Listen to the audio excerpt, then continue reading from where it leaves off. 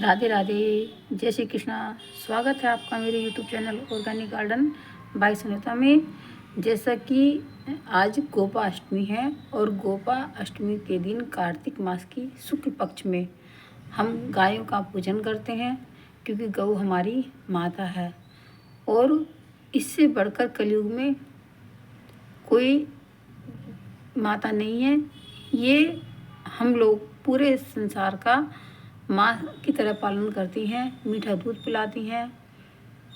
ये ऐसा है, सबको पता है कि गौ में 33 कोटि देवता वास करते हैं। अगर हमें खाना खिलाना है या किसी को पूजना है तो सिर्फ एक हम गौ माता को ही खाना खिला दें तो सारा हमारा हो जाता है। और मैं तो ये कहूँगी कि जो लोग गाय की रोटियां नहीं निकालते उनको गौ माता के लिए रोटी निकालनी चाहिए और कुछ पैसे अपनी कमाई से डेली निकालने चाहिए, जो कि गौशालाओं में देनी चाहिए।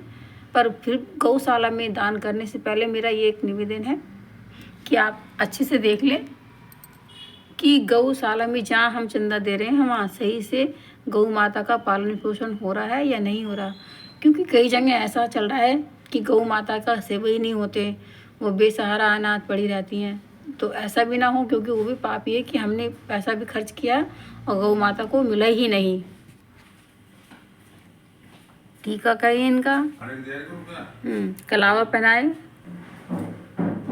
और लोई खिलाएं, या लोई आटे की लोई के अलावा फल भी माँ को पसंद है, फल खिलाएं। बाकी परिक्रमा करें दीप ज्योति से इनकी। तो ये सारे काम बहुत अधिक फलदायी हैं गौ माता का आज का पूजन।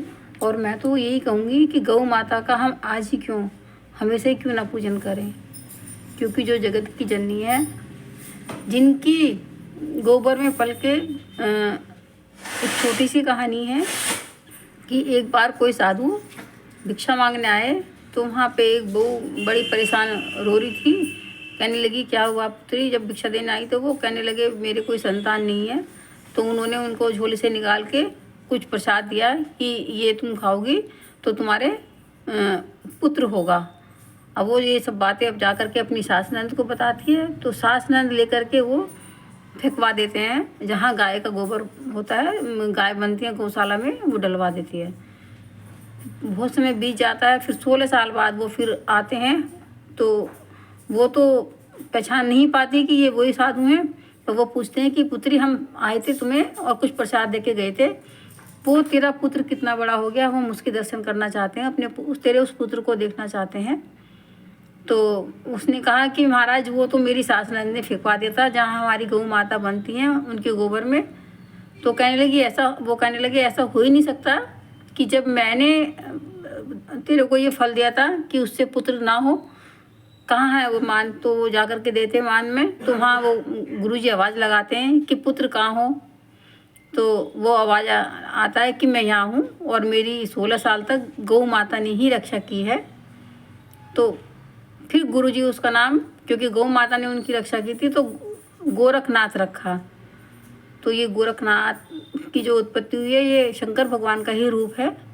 तो अब देखिए, इतनी महिमा हमारी गौ माता की है, तो क्यों ना हम इन्हें पूजें। तो मैं यही बताना चाहूँगी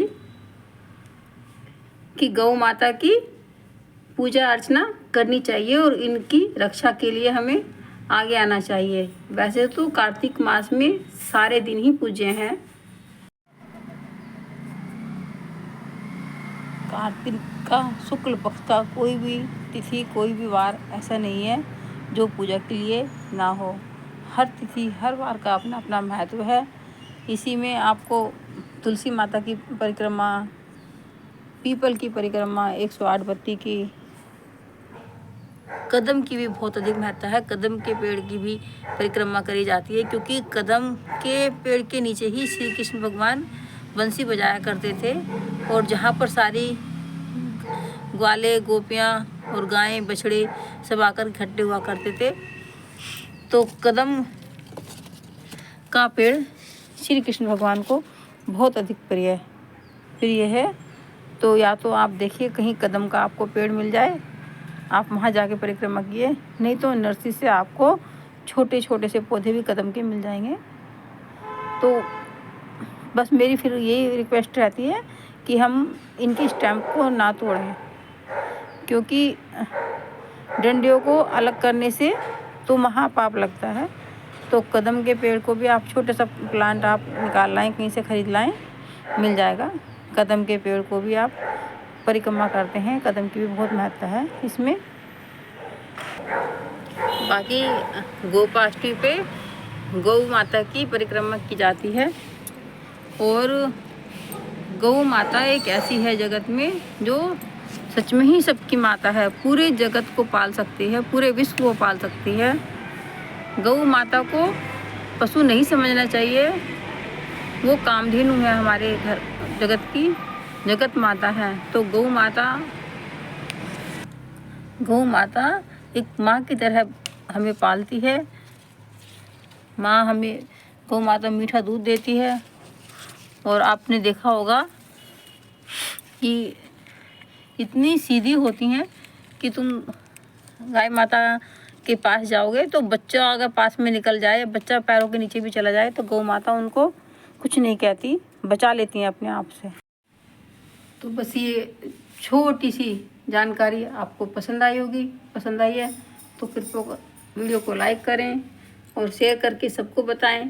जो चैनल पर नए हैं वो सब्सक्राइब कर लें, और कमेंट्स करके ज़रूर बताएं कि ये छोटी सी जानकारी गोपाष्टमी पे आपको कैसी लगी। राधे राधे, जय श्री कृष्णा। फिर किसी जानकारी के साथ। अगर आपके आसपास गाय नहीं है तो जो गाय घूमती रहती हैं उनको भी आप सेवा सकते हैं, लोई खिला सकते हैं। बाकी नहीं तो अपने मंदिर में तो आप मानसिक रूप से उनका जो निकालना है सामान वो निकाल के आप भिजवाइएगा गौशाला में कहीं भी, और मानसिक रूप से इनकी पूजा कर सकते हैं। फिर किसी जानकारी के साथ आपको मिलती हूँ। जय श्री कृष्णा, राधे राधे, हैप्पी दामोदर मास।